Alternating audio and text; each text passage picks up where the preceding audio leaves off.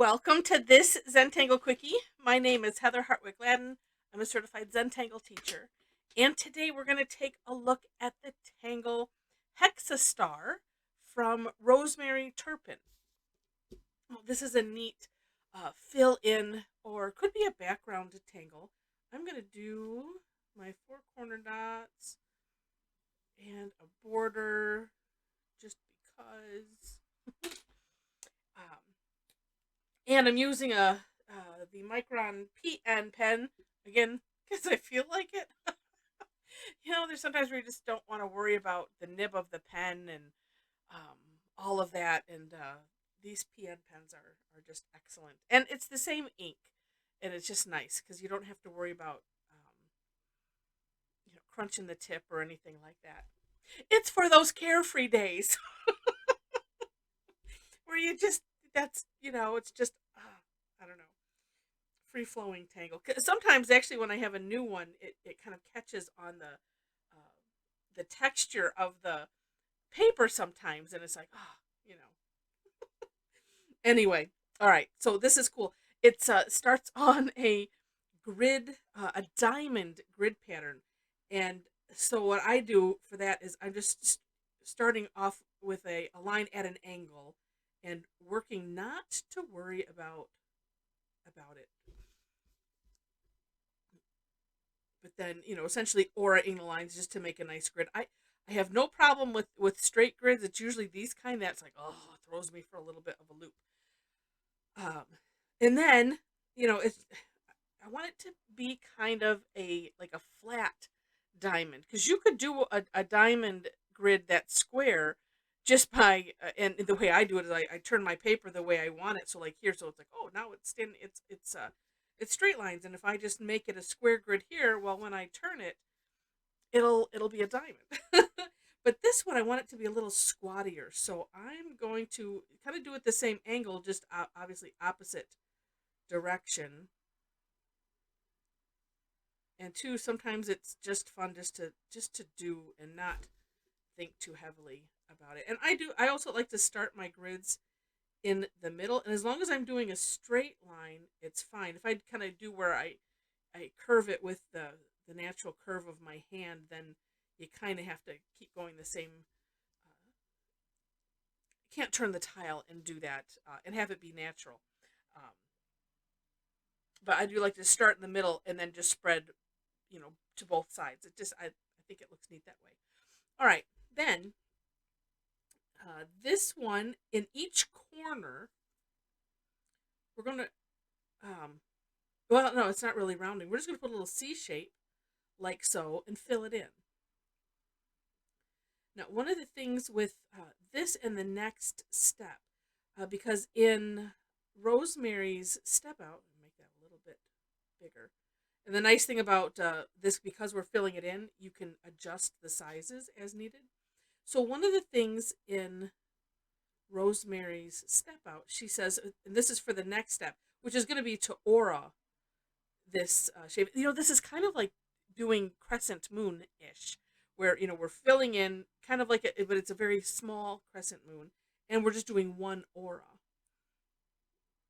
And this is just all on the because this is squatty, we're just doing it on the one on the oh, how do I want to say that, the long sides. As you can see, we're not doing it on all four corners. We're just doing it on these corners.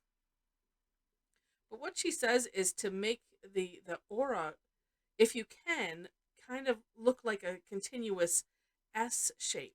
So the challenge then is, so for instance, for here, it's like, well, if I aura that here and I could aura here, and it could be the same,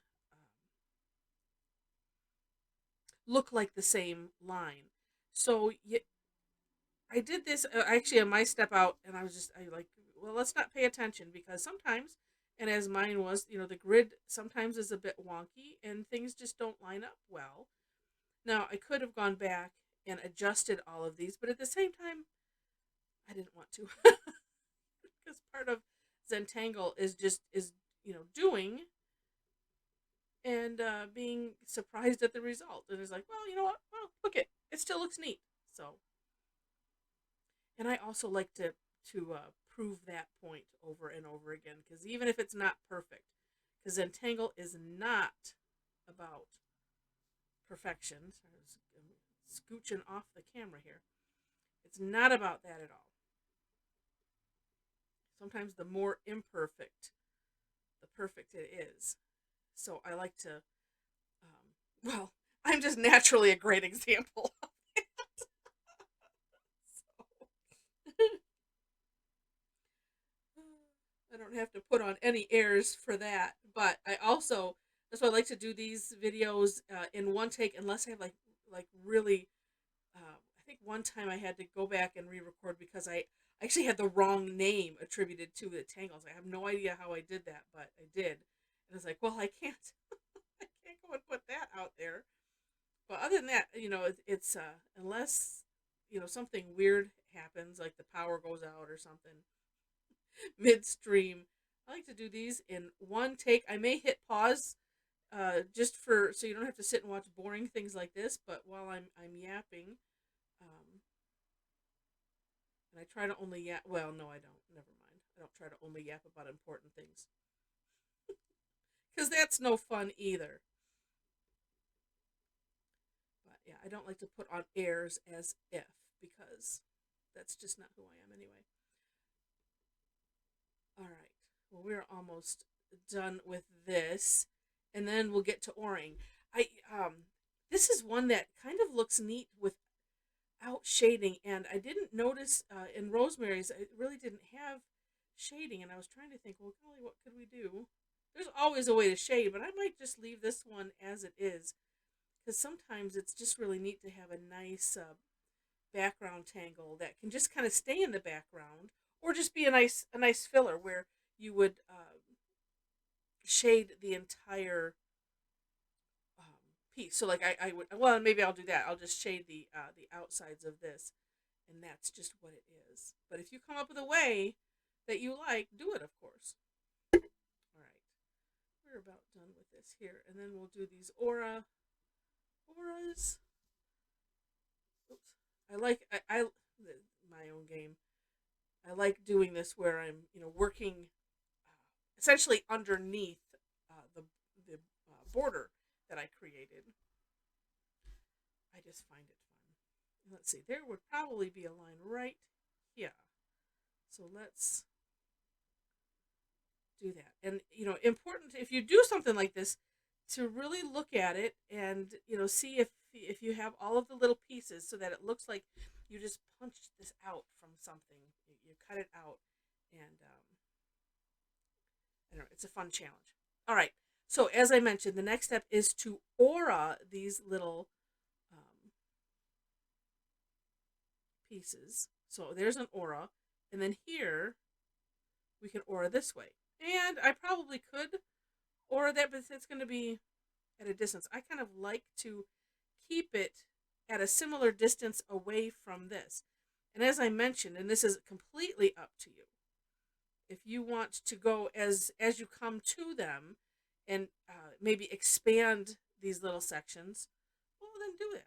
That's okay. And this way you will see it will look neat either way.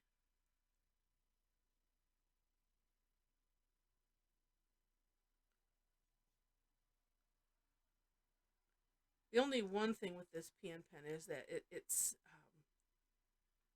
I do like the delicateness. I should frame it differently. I do like the delicateness of the O1. So this is nice for just doing, but sometimes stuff like this, I like it to be like where I have a little bit more control. Okay, well, no, this one I'm not going to do because right here it needs to meet up.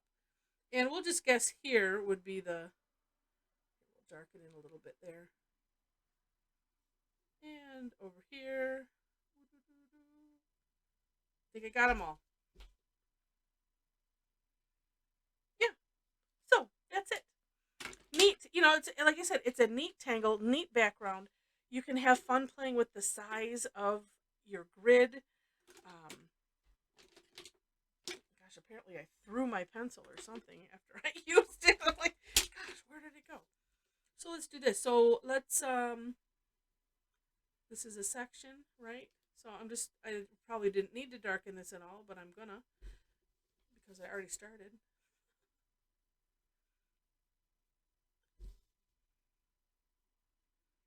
And I'm just gonna come to the inside here. Oh, let's use this one.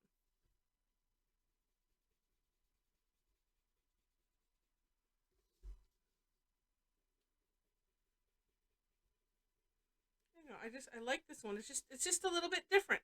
It adds a little bit of contrast. It's not necessarily a high contrast tangle, but it adds some contrast, and it's neat to add that into when you're tangling, and if you have a lot of, maybe it's just line work type of thing. It's nice to have something that has a little bit of contrast like this. Just really really neat.